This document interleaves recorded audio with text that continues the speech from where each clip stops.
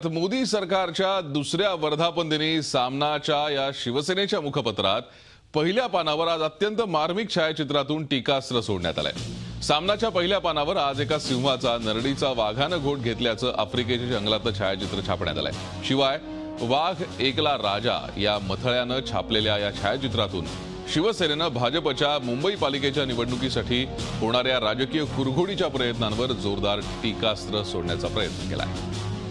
आपल्या संपर्कात आहेत जोशी सर, काय सांगाल या मुखपृष्ठावरती सामनाच्या जे छायाचित्र छापण्यात आलंय, एक प्रकारचा इशाराच शिवसेनेने भाजपला दिलाय? हा निश्चितपणे, कारण हे जे त्यांनी चित्र छापलेलं आहे त्याचा राजकीय मतितार्थच आहे। आणि आपण जर बघितलं असेल तर गेल्या 5 राज्यातल्या ज्या निवडणुका झाल्या त्या निवडणुकीच्या निकालानंतर शिवसेनेने जी प्रतिक्रिया दिली होती त्यात त्यांनी प्रादेशिक पक्षाचं महत्त्व अधोरेखित केलेलं होतं।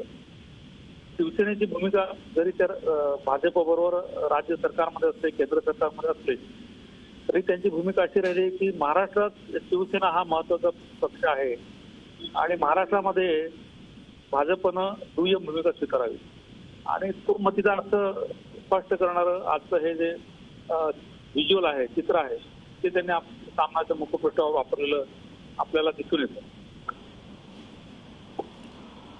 धन्यवाद प्रकाशबाळ जोशी, आमच्याशी सविस्तर बोलात त्याबद्दल। एकूणच आपण बघतोय सामनाच्या मुखपृष्ठावर हे छायाचित्र जे छापण्यात आलंय त्यातनं एका अर्थानं शिवसेनेनं भाजपला गर्भित इशारा दिलाय। आज मोदी सरकारचा दुसरा वर्धापन दिन आहे आणि त्याच पार्श्वभूमीवर हा फोटो सामनाच्या मुखपृष्ठावर छापण्यात आल्यानं आता राजकीय चर्चा सुरू झाल्या।